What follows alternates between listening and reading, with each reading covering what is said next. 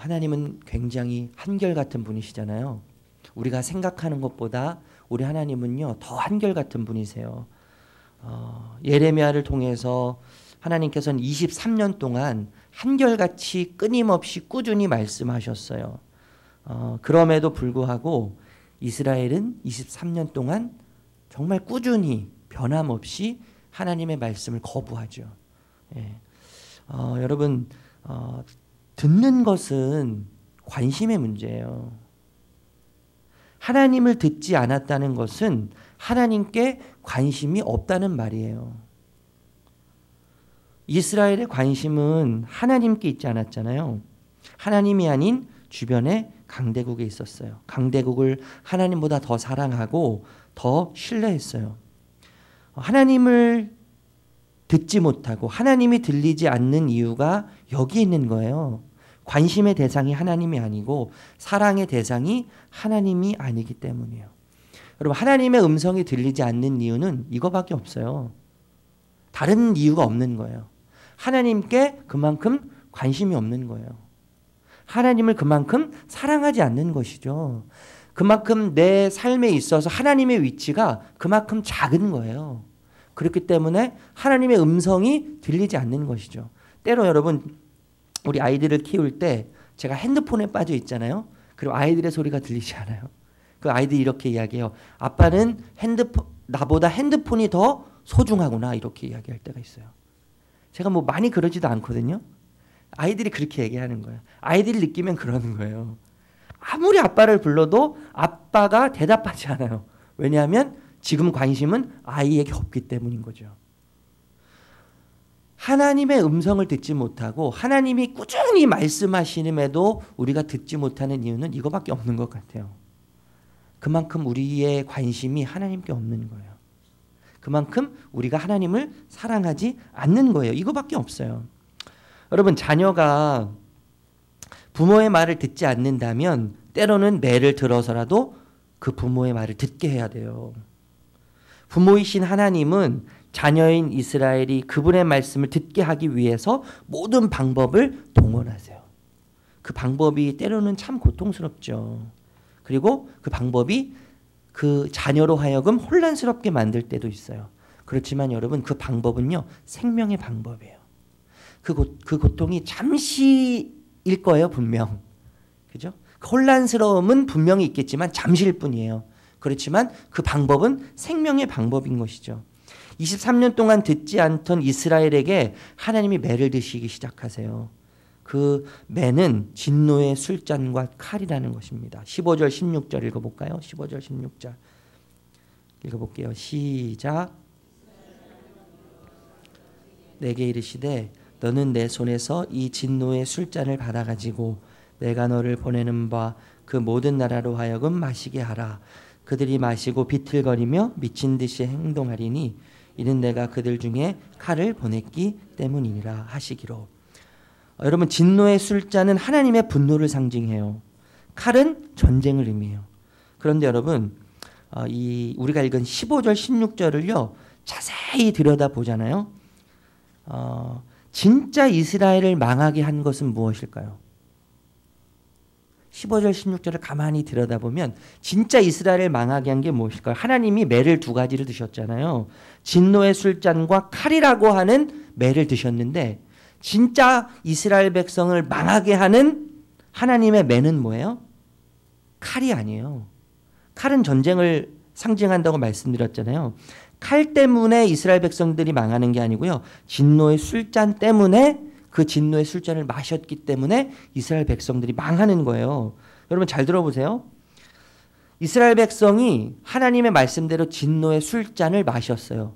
술에 비유해요. 술은 어떤 거죠? 마시는 사람으로 하여금 신경을 마비시키죠. 그리고 세포를 마비시켜요. 비정상적이 되게 하는 게 술이에요. 궁극적으로 술은요. 중심을 잃게 만드는 거예요. 그래서 비틀거려요. 엎드러지고 토하게 만들죠. 그 상황에 뭐가 일어나요? 전쟁이 일어나는 거예요. 만약에 여러분 이스라엘 백성들이 진노의 술잔을 마시지 않았다면 중심을 잃지 않고 있었을 거란 말이죠. 그렇다면 전쟁이 일어날 때 전쟁에 대해서 어떻게 대처해야 되는지 분명히 잘 알고 있었을 거예요. 그럼에도 불구하고 이스라엘 백성들은 전쟁이 일어나기 이미 이전에 술을 마심으로 그들은 어떤 상태에 있어요? 토하고 엎드러지고 일어나지 못하는 상황. 취해 있기 때문에 전쟁에 대해서 대처할 수 없는 넋이 나간 상태에 지금 빠져 있는 거예요. 그러니까 전쟁이 이스라엘 백성들의 불행의 원인이 아니라 그들이 망하게 되는 원인이 전쟁이 아니라 전쟁이 일어나기 전에 술을 마셔서 중심을 잃고 토하고 쓰러져 있는 이 상태 때문에 지금 망하게 된 거라는 거죠. 이해되세요, 여러분? 여러분 이 말씀을 놓고 보면 우리가 불안해하는 이유, 우리가 두려운 이유, 우리가 염려하는 삶의 모든 이야기의 원인은 우리 중심성에 있는 거예요. 우리가 저항하기 어려울 것 같은 외부의 어떤 현실의 이야기로 인해서 우리가 두려운 게 아니고요. 그것이 우리를 잠시 두렵게 할 수 있어요. 그것이 우리를 잠시 염려하게 할 수 있어요.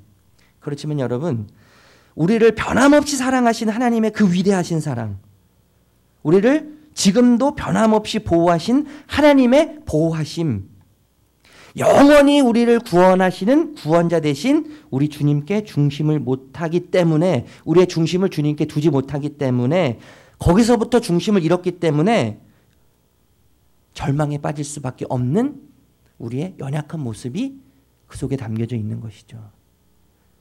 우리가 이 부분은 좀 냉정하게 살펴볼 필요가 있다고 저는 생각이 들어요. 주님께로부터 중심을 잃어버리는 우리의 현실이 우리를 두렵게 만드는 거예요.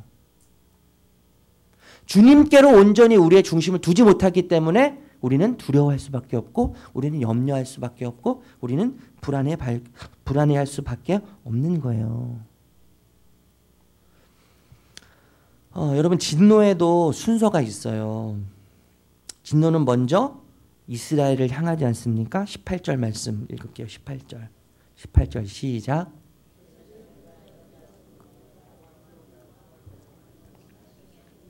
그들이 멸망과 놀램과 비웃음과 저주를 당함이 오늘과 같으니라. 여러분, 진노가 하나님께 사랑받는 자녀인 이스라엘에게 먼저 향한다는 것이 우리로 하여금 여러 가지 생각을 하게 하지 않습니까? 이스라엘 백성들에게 진노가 먼저 이른 다음에는 그 진노가 흘러서 이방 나라에까지 미쳐요. 19절에서 26절까지 말씀인데 우리 길지만 함께 읽어보도록 할게요. 19절에서 26절 시작.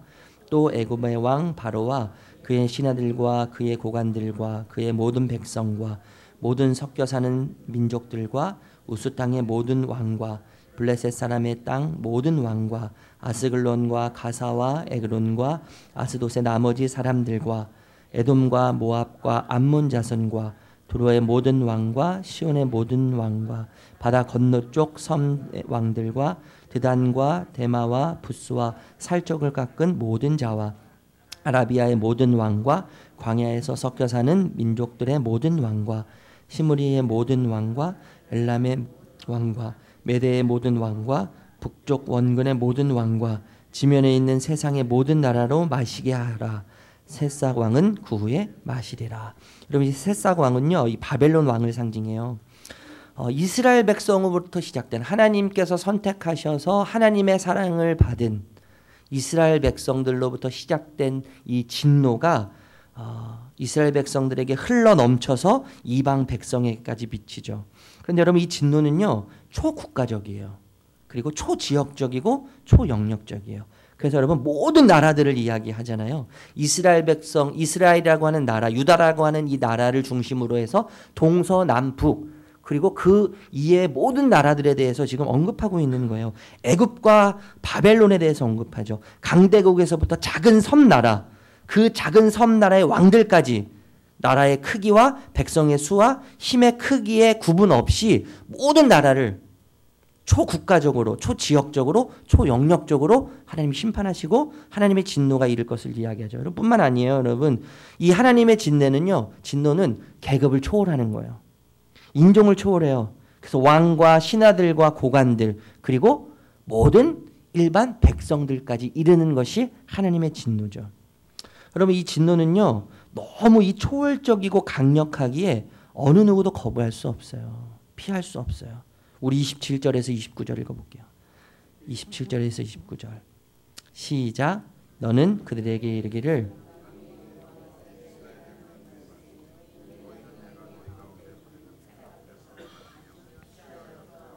엎드러져 다시는 일어나지 말아라 하셨느니라. 그들이 만일 내 손에서 잔을 받아 마시기를 거절하거든 너는 그들에게 이르기를 오늘 여호와께서 말씀하시기를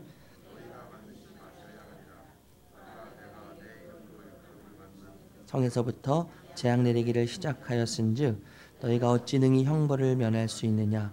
면하지 못하리니 이는 내가 칼을 불러 세상의 모든 주민을 칠 것임이라 하셨다 하라. 만군의 여호와의 말씀이니라.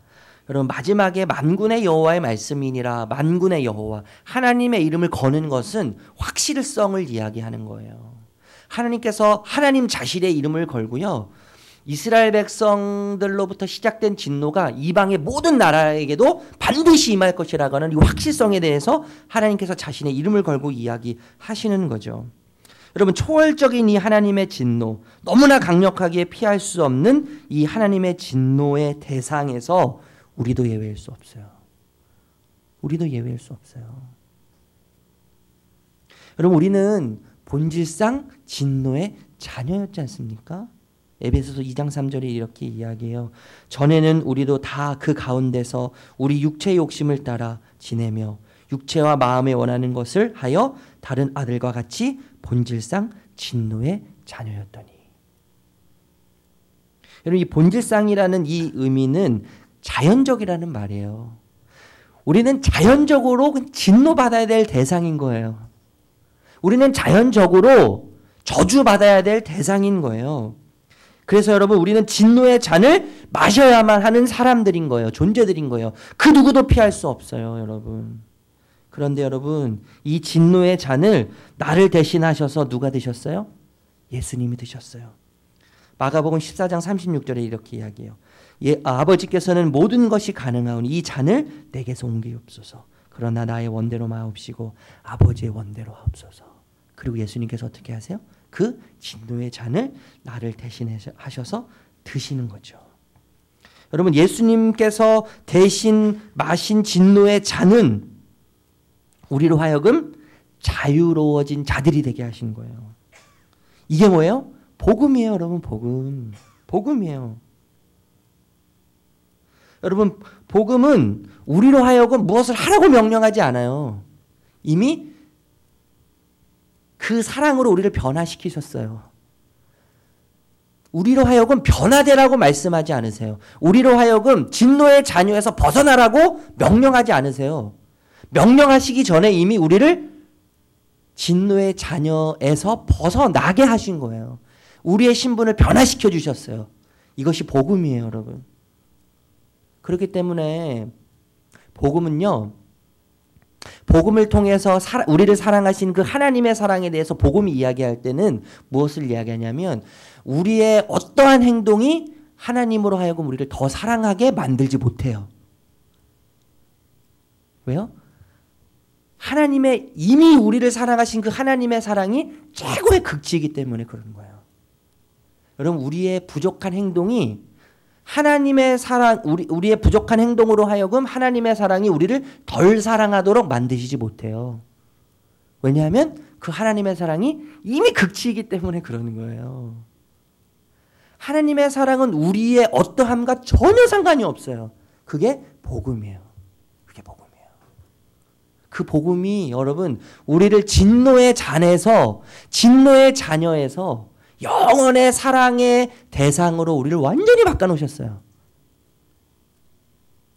우리를 영원한 저주에서 영원한 하나님의 자녀의 아들과 딸의 자리로 축복의 자리로 사랑의 자리로 이루 말할 수 없는 그 감격스러운 은혜의 자리로 우리를 완전히 바꿔놓으셨어요. 여러분 이게 복음이에요. 이게 복음. 복음을 통해서 예수님은 우리를 주님께만 묶이도록 하셨어요. 주님께만 묶이도록 하셨어요. 그렇기 때문에 여러분, 주님만이 우리의 중심이 되시는 거예요. 아까 제가 시작할 때도 말씀드렸잖아요. 이스라엘 백성들이 망하게 된 근본적인 이유는 전쟁이 아니라니까요. 전쟁이 아니라 이스라엘 백성들이 망하게 된 불행의 궁극적인 원인이 뭐냐면 중심을 잡지 못했기 때문인 거예요. 하나님께 중심을 두지 못한 그것으로부터 불행의 원인이 시작되는 거예요. 진노의 잔을 나를 대신해서 드신 그 주님, 나의 신분과 나의 정체성을 완전히 변화시키신 그 주님이 우리의 중심이 되셔야만 하는 거예요. 우리는 그분께만 묶여야 되는 거예요. 다른 방법이 없어요. 다른 대안이 없어요. 여러분, 우리 삶의 중심이 오직 주님께만 있기를 예수님의 이름으로 축복합니다. 주님의 음성을 잘 우리가 들어야 돼요. 잘 들어야 돼요. 우리의 관심이 오직 주님께만 있기를 주님의 이름으로 축복합니다. 그래서 주님의 음성을 잘 듣고 그 하나님의 마음을 우리 마음 가운데 채우고 복음, 진노의 잔, 내가 마셔야 될 진노의 잔을 대신 마신 그 주님께 우리가 온전히 묶임으로 우리의 중심을 주님께 둠으로 주님이 우리를 이끌어 가시는, 그래서 우리를 통해서 주님이 온전히 드러나는 그런 은혜가 있기를 예수님의 이름으로 축복합니다.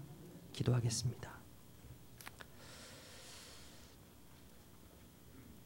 하나님, 주님의 음성이 오늘 이 시간에도 우리의 귓가에 들릴 것을 우리는 잘 알지만 그래도 잘 들리지 않는 이유는 우리의 관심이 주님께 온전히 있지 못하기 때문임을 다시 한번 생각하게 됩니다. 세상의 소리와 또 내 속에서 끊임없이 나를 향해서 이야기하는 내 소리에 집중하기보다는, 그 소리에 관심 갖기보다는 하나님, 주님께 관심을 둠으로 주님을 더 사랑함으로 주님의 음성을 더 잘 듣는 자리에 늘 서는 우리 모두가 되게 하여 주시기를 간절히 기도드립니다. 하나님, 우리는 당연히 진노의 잔을 마셔야 될 자들이지만 주님께서 십자가를 통해서 우리의 진노의 잔을 대신 마심으로 우리를 완전히 근본적으로 진노의 자녀에서 사랑과 은혜의 자녀로, 하나님께 사랑받는 존귀한 자녀로 바꿔주심을 감사드립니다. 이것이 복음임을 우리가 붙잡습니다. 그렇기 때문에 우리가 온전히 주님께 매임으로 우리의 중심을 주님께 두고 주님보다 앞서가지 않고 주님보다 조급하지 않고 주님보다 먼저 생각하지 않으며 늘 중심을 주님께 둠으로 흔들리지 않는, 잠시 흔들리고 잠시 넘어질 수 있겠지만 다시 일어설 수 있는 그러한 은혜를 우리에게 허락하여 주시기를 기도드립니다. 하나님께서 하신 일이 이 세상에 어떤 것보다 크고 강력하고 이 복음의 능력이 이 세상에 어떤 것보다 강력함을 우리가 믿사오니 하나님, 이 복음에 의해서 우리의 삶이 결정되고 복음에 의해서 우리의 삶이 이끌어져 가는, 그래서 우리의 삶을 통해서 오직 복음만 드러나고 복음이 진짜 가치인 것을 나타내며 살아갈 수 있는 우리 모두 되게 하여 주시옵소서. 오늘 하루가 되게 하여 주시옵소서. 예수님의 이름으로 기도합니다. 아멘. 하늘에 계신 우리 아버지요.